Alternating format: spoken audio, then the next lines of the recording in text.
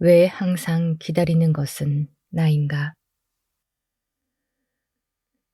그리움은 떠난 임을 향한 애타는 마음을 담은 노래다. 임은 기약 없이 떠나고 남은 자는 그 임을 기다린다. 떠난 임은 그 자신의 의지와 상관없이 다 돌아올 기약이 없다. 세상이 어지럽기 때문이다. 한 번 떠난 임이 돌아오지 않을 때 기다림의 보람도 덧없이 사라지고 먼 산 위에 흰 구름만 말없이 바라보다 하루가 저문다. 오늘도 해는 서산에 걸려 노을만 붉게 타네 라는 구절에서 오늘도라는 단어에 주목하자. 어제 나를 덮친 보람의 좌절과 실망이 여전히 멈추지 않고 이어진다는 뜻이다. 사랑의 관계에서는 항상 떠나는 자와 남는 자로 나뉜다. 덜 사랑한 자가 떠나고 더 많이 사랑한 자는 남는다. 그 사람은 끊임없는 출발, 여행의 상태에 있다.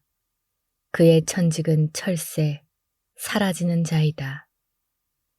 그런데 왜 항상 떠나는 것은 타자이고 떠난 자를 기다리는 것은 나인가? 역사적으로 떠나는 것은 남자이고 기다리는 것은 여자다.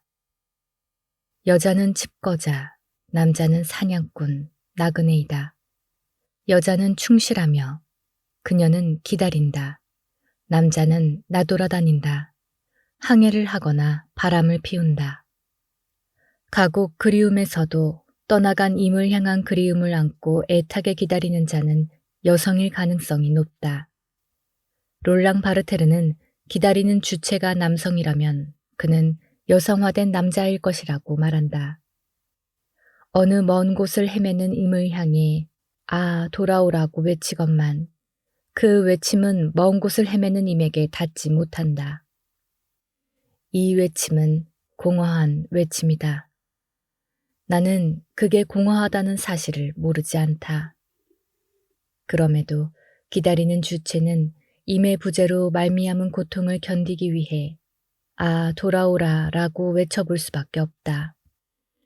그리움은 부재의 고통을 품고 타오르는 우울한 사랑이고 부재하는 세상을 향한 의혹과 원망을 억누르는 가운데 속절없이 번지는 슬픈 마음이다. 누군가를 그리워하는 자는 임의 부재 속에서 헛된 사랑을 완성하려고 시도한다.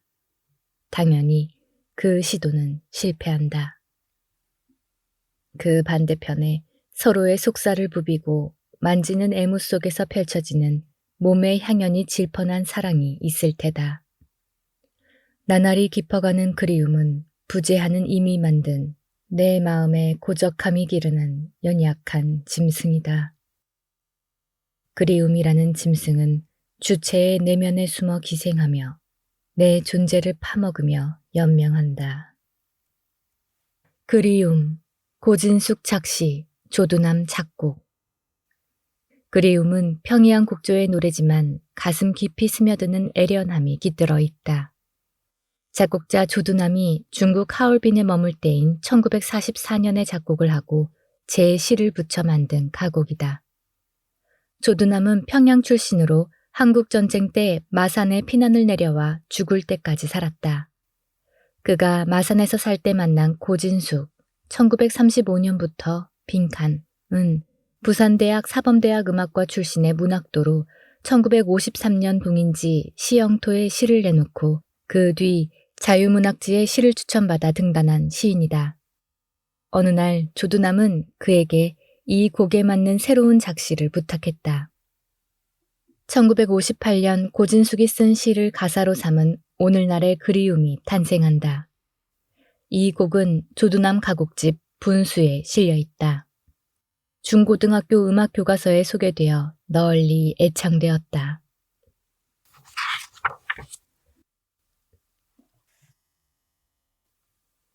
당신의 살뜰한 기억 속에서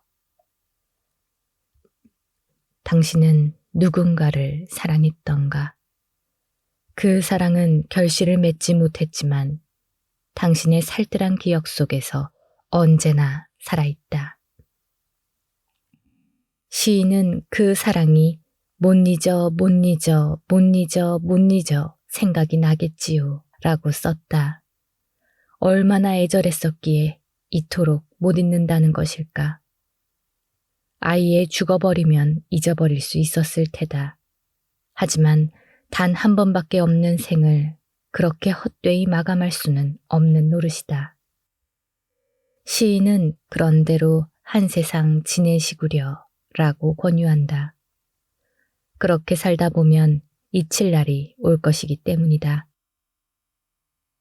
사랑이란 일종의 일화기억이다. 우리는 사랑하는 이와 함께 했던 시간과 장소를 기억한다. 그때 벌어졌던 사건, 대화 내용, 창을 통해 비춰든 빛의 양을 기억한다. 우리는 키스를 나누고 서로의 몸을 손으로 빚으며 사랑을 일구었다. 사랑하는 이의 몸은 애초에 존재했던 게 아니라 애무하며 새롭게 빚어지는 몸이다.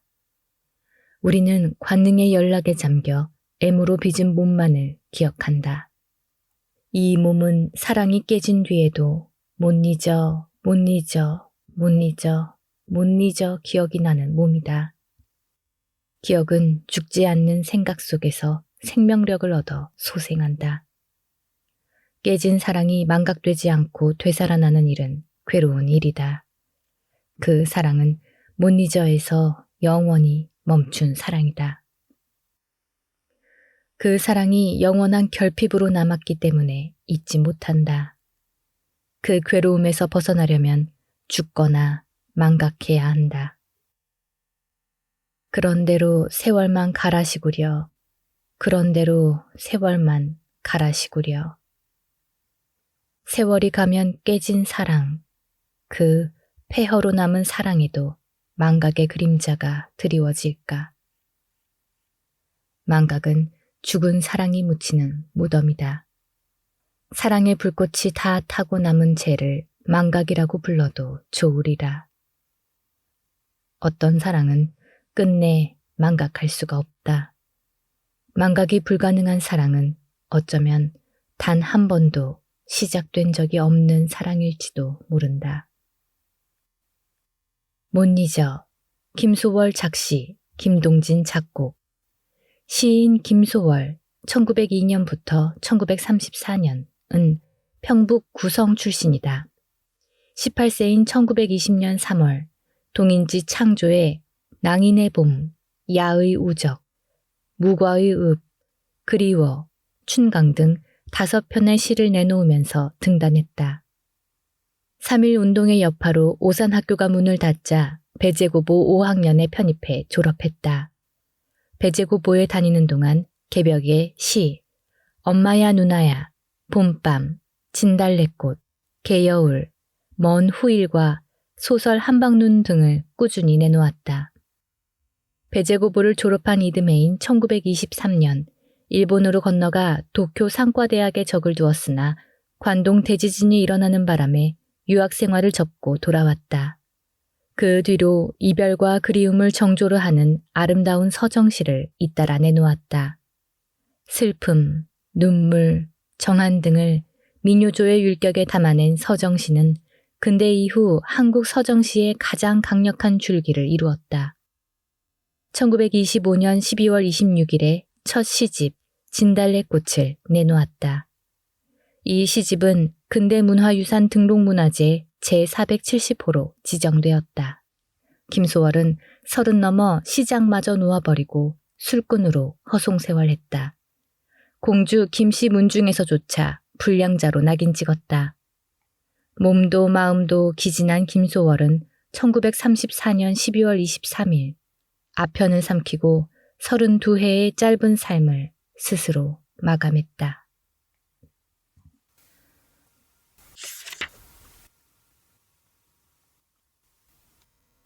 삶이 서늘해질 것임을. 4월의 노래는 목련꽃 피는 4월의 꿈과 낭만을 노래한다. 이 가곡은 긍정과 낙관, 아득한 그리움으로 가득 차 있다. 이 가곡은 빛나는 꿈의 계절과 눈물 어린 무지개 계절을 노래하지만 내게는 우울하고 아픈 기억을 떠올리게 한다. 봄마다 나무에는 수액이 올라오고 꽃들은 다투어 피어나며 겨우내 움츠린 동물은 활동성이 부쩍 늘어난다.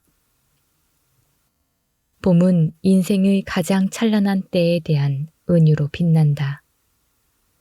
청춘이라는 어휘는 이미 봄을 품고 있지 않은가.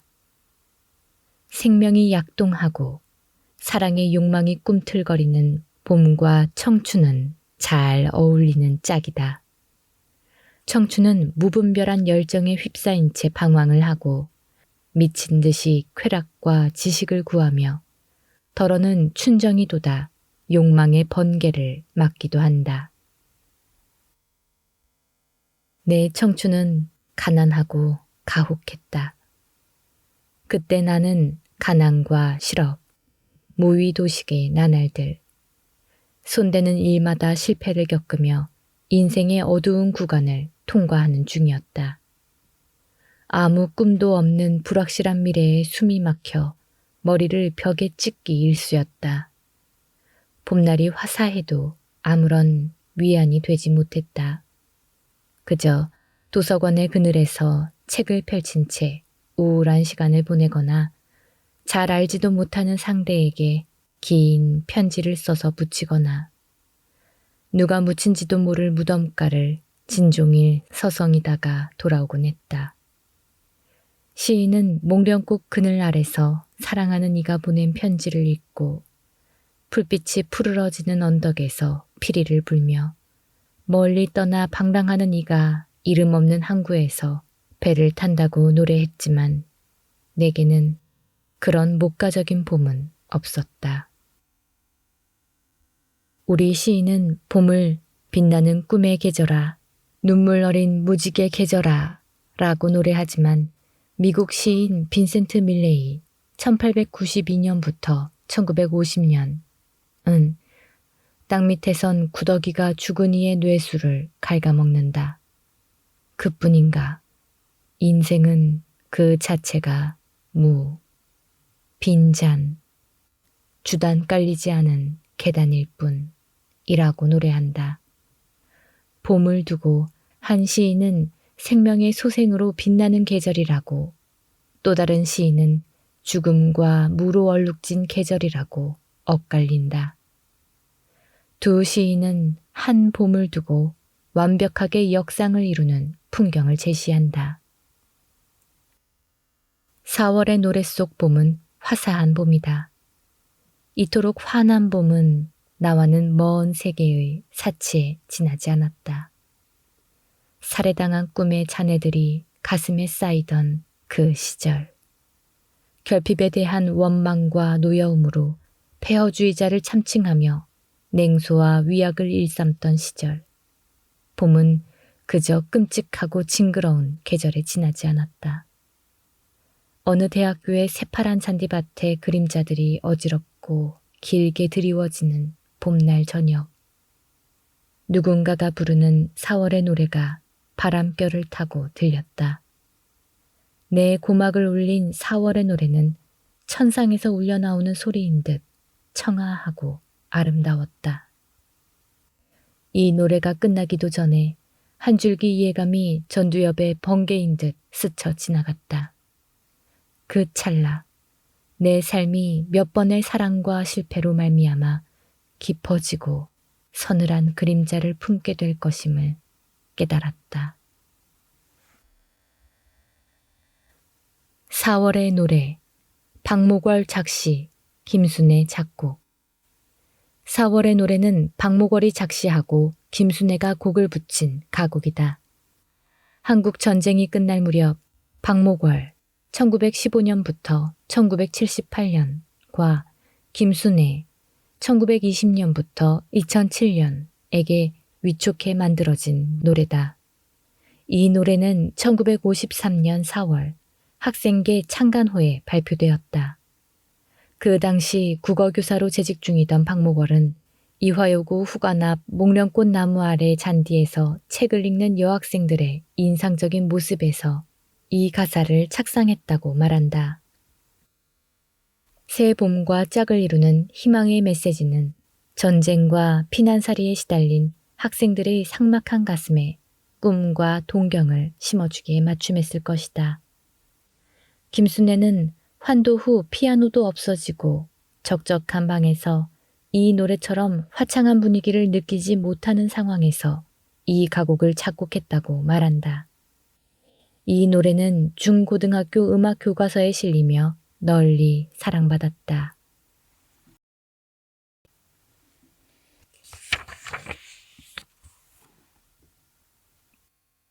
부재와 상실로 인한 아픔의 거리.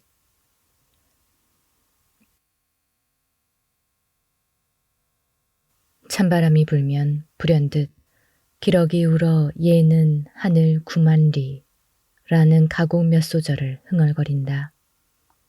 텅 빈 하늘 한쪽에 기러기 떼 지어난다. 늦가을이거나 초겨울에 파랗고 스산한 하늘이다.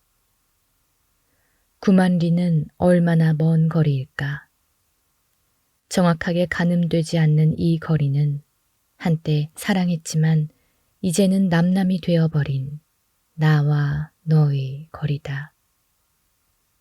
사랑은 세월의 파괴적 압력을 이기지 못한다.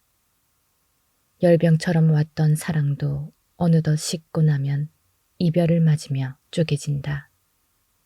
한 사람은 가고 한 사람은 남았다. 이별로 인해 깨진 사랑의 기억은 화인처럼 남는다.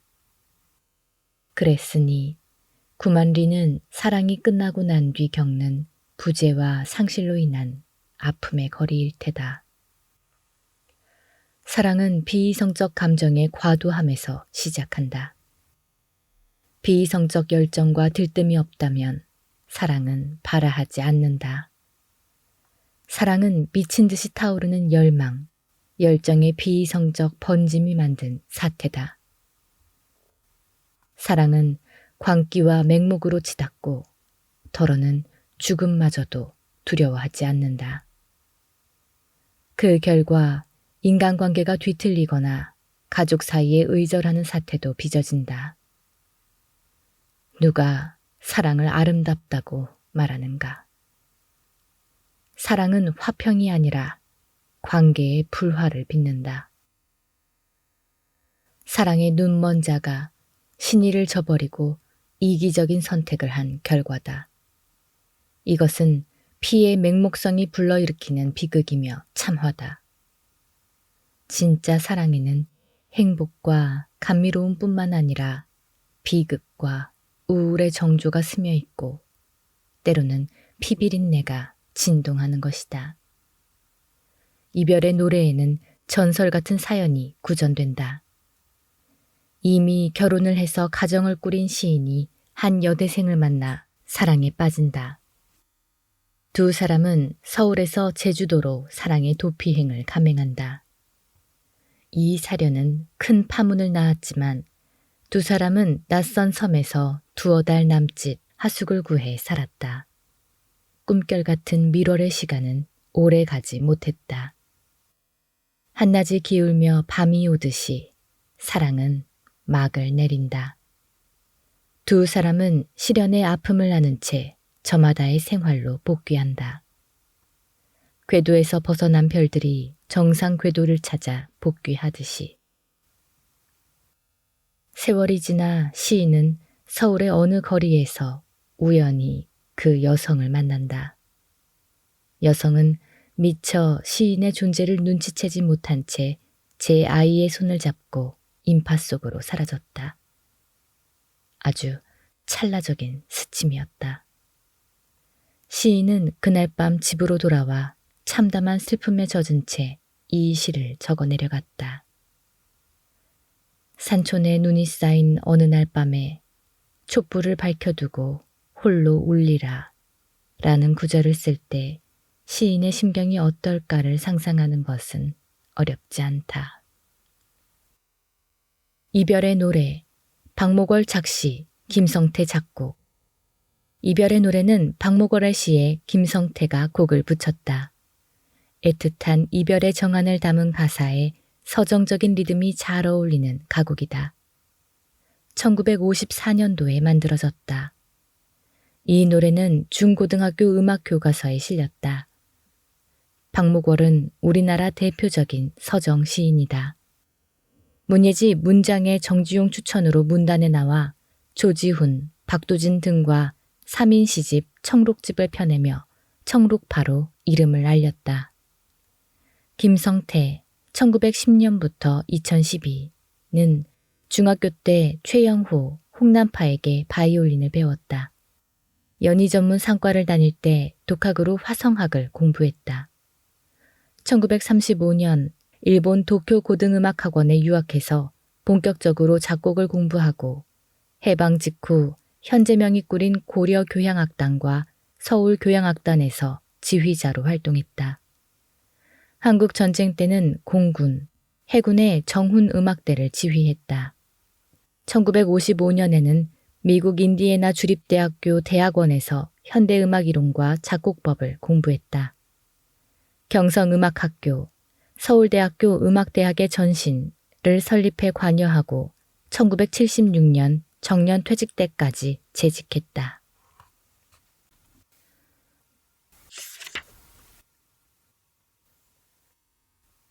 진리의 지속 위에서 굳건하리라.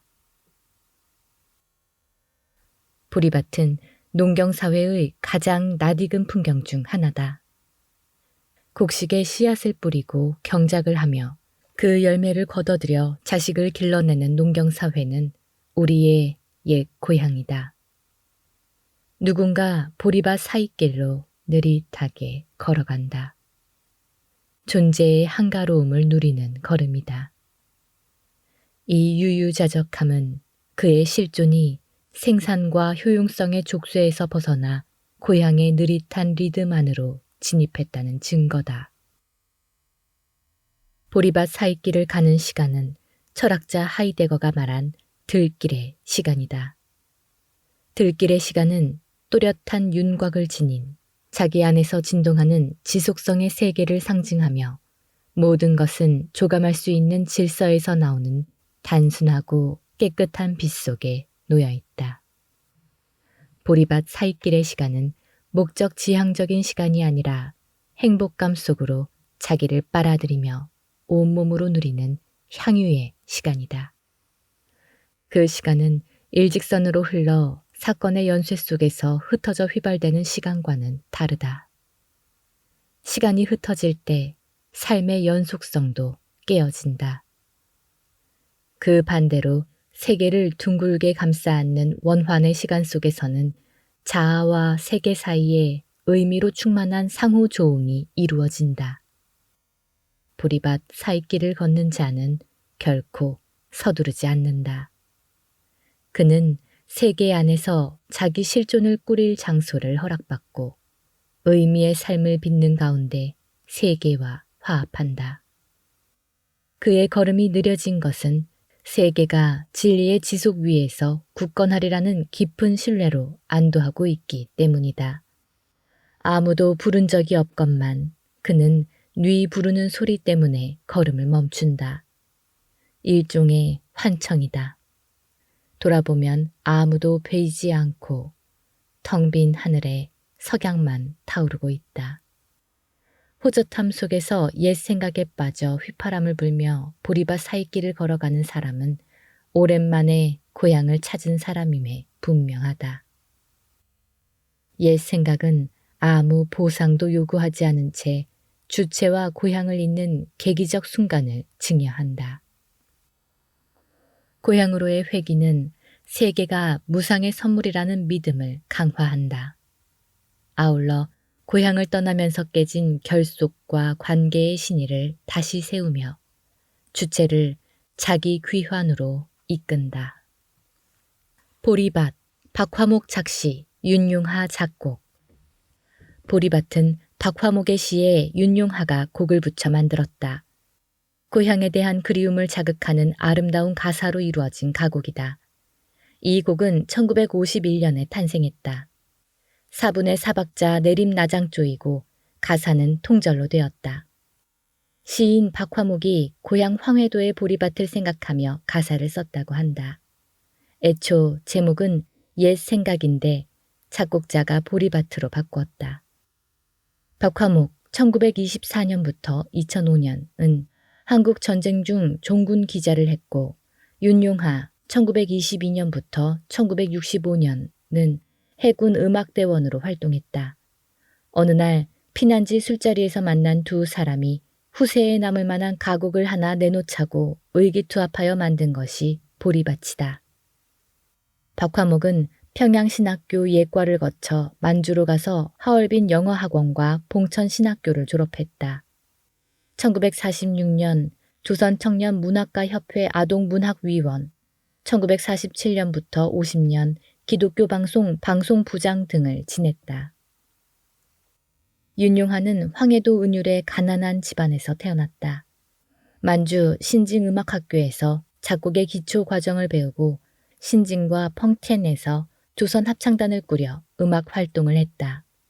이 무렵 칸타타 조선의 사계를 작곡해 봉천방송국 관현악단이 연주했다. 해방 뒤 함흥 영생여자중학교 등에서 교사로 있다가 월남했다. 서울의 한양공고, 동북고교 등에서 음악교사로 재직하면서 다양한 가곡과 동요 등을 발표했다.